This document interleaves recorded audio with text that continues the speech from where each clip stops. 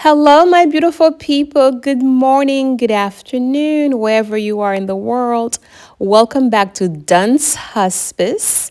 My name is Nurse Dawn, and I am your hospice registered nurse with over 10 years of experience. And here on this channel, I help families to understand what truly happens at end of life. And today, my beautiful hospice family, we are going to talk about something that causes so much fear, so much confusion and guilt to the family members, to the caregivers. And that is food and dying under hospice care. Some of the most frequent questions that I hear includes, why do patients stop eating?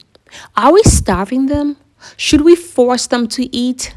So, my beautiful hospice family, let's talk about it, because once you understand this, it will bring you so much peace. Let me start by saying this: food equals love. Food is part of our culture. We grow up believing and saying to ourselves and saying to our children, teaching them that you need to eat so that you can grow up to be strong. We often ask a guest who comes to the house, let me cook for you. Let me make something for you to eat. And we know that oftentimes we need to eat in order to live, in order for the body to survive, right? So you see, my hospice family, when your loved ones stops eating, it feels like you are going to feel like, as a caregiver, you may feel like you are failing them, okay? That they are giving up on life, or even worse, that you are letting them die. But please, I need you to hear me out, my hospice family.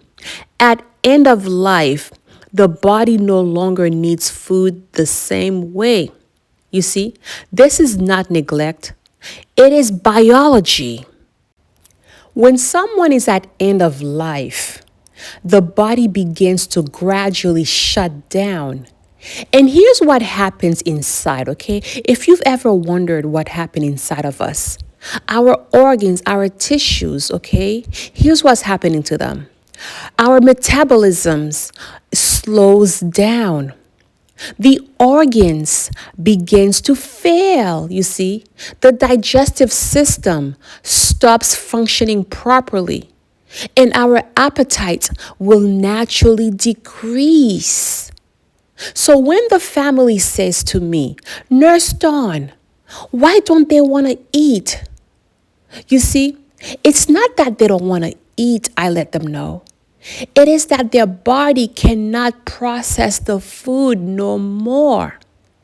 And food becomes hard to swallow, hard to digest, and very uncomfortable. I remember during my hospice career that I had a family, okay, of these families. They were really adamant about having the patient eat. So therefore, they went and they would force that patient to eat against our medical advice, okay? And so the risk that often happens is that forcing food at end of life can actually cause more harm than good. And then the patient, okay, was at risk of choking, aspiration, meaning food goes into the lungs. The patient, okay, your loved ones can also become nausea and starts to vomit, increase discomfort, even breathing. Breathing can become a distress. And as a hospice nurse, I've seen this happen. I have witnessed this many times. You see, the families mean well, but sometimes love turns into unintentional suffering. So we must shift our focus. We must create a new reality, a new normal. My hospice family, I'm going to request of you, give me a like Okay, subscribe if you have not already done so. Follow me. And please be sure to share this video with a friend. Share this video with a caregiver who's taking care of somebody under hospice care, who's taking care of somebody under palliative care, okay, who is at end of life. All right? Thank you. In hospice, our goal is not to prolong life at all cost. Rather, our goal is comfort, dignity, and peace. So instead of pushing food, we offer ice chips, small sips of water, lip moisturizer, mouth swabs, and of course, their favorite foods in tiny amounts. That is, if it is tolerable. And most importantly, the hospice staff, we provide our presence, our services. I want to encourage you, my caregivers, that one of the most important things that you can do, okay? Sometimes the most important, the most loving thing you can do is to sit quietly with your loved ones and just simply hold their hand. I want to help you to release the guilty feelings that you may be feeling. And let me please encourage and let you know that if your loved one is not eating, it does not mean that you are starving them. You see, you are not starving them. You are not causing their death. You are not doing anything wrong. The body is doing exactly what it was designed to do. And your role, my caregiver, is to walk them through this transition with love, not force. Now, I'd like to discuss the topic, the fact that oftentimes family and friends will pressure the primary caregiver, will pressure the proxy, the healthcare proxy, okay, to make them eat, to make the patient eat. And if you are caring for loved ones at end of life, you may be dealing with some of these very difficult decisions. All right. You might hear family and friends come to your house and say to you, you need to feed them. You are starving your dad. Do something now. And this pressure, my caregiver, it can make you feel guilty, even more guilty than you already are. It can make you feel confused. It can make you feel like you are doing something wrong, you see? Just adding to your stress. So today, I'm going to teach you, my caregivers, all right? I want to give you some tools or empowerment on how to handle that pressure with confidence, compassion, and truth. First, let's talk about why families react this way. You see, food is emotional. Food, as I mentioned earlier, it represents love, care, survival. So when somebody stops eating, other family members will start to panic. You see, they're not trying to be difficult. They are scared. They're scared of losing their loved ones, just like you are, my caregiver. They are scared that they are not doing enough. And they are scared that they will regret something. Oh, what if I had said this to Sue? What if I had said that to Sue? You see? So instead of seeing it as pressure, my caregiver, you as the primary caregiver, you as the daughter, as the son, as the wife, as the husband, I want you to start seeing it from fear, okay, as fear speaking. So you see, you cannot confidently respond if you are unsure yourself. So let me ground you in the truth. All right, I want to just make sure we understand that at end of life, All right. And this is a way for you to educate your loved ones, educate your family members, your other family members, your other friends. Educate them and let them know naturally, okay? Because the more education you have, the more confident you will be. Education is key. And this is why I'm making this video for you, to empower you, to help to make this process easier for you so that you don't feel like you are all alone. So you see, at end of life, let them know, let the family members know that appetite will naturally decrease. The body cannot process food the same way. Forcing them can cause choking or aspiration, and that the body is shutting down, which is normal. So when people say to you, why aren't you feeding them? You can calmly reply, their body isn't able to process the food the same way anymore.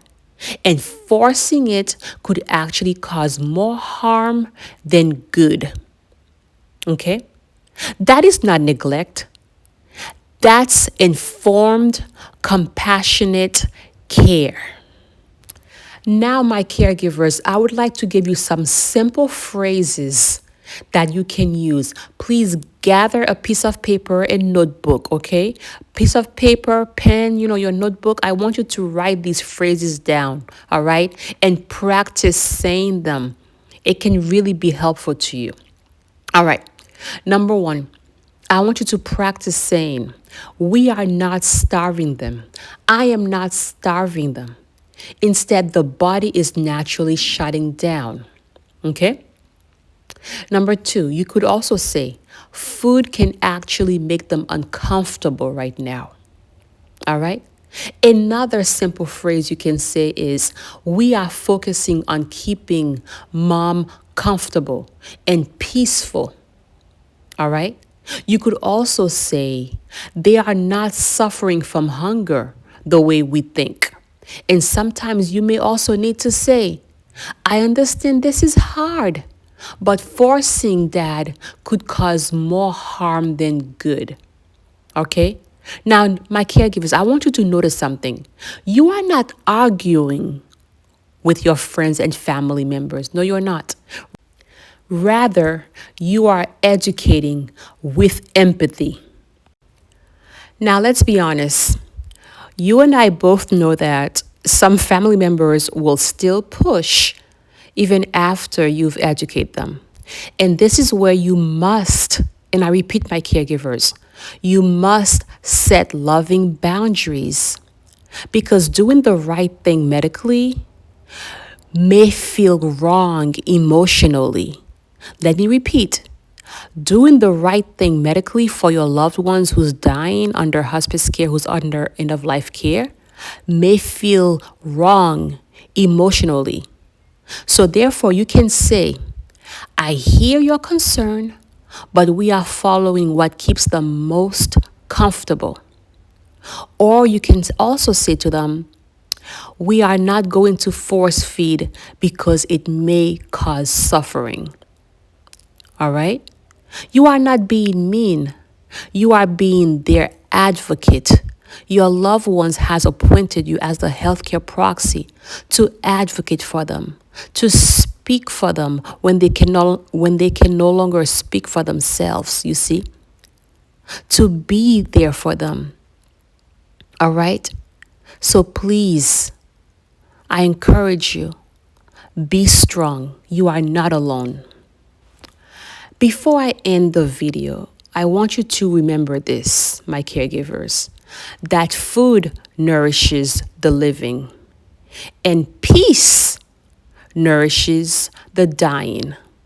And at end of life, love does not look like a full plate of food, all right? Rather, it looks like gentle care, soft voices, calm presence, letting go with dignity, taking care, managing their symptoms. Okay?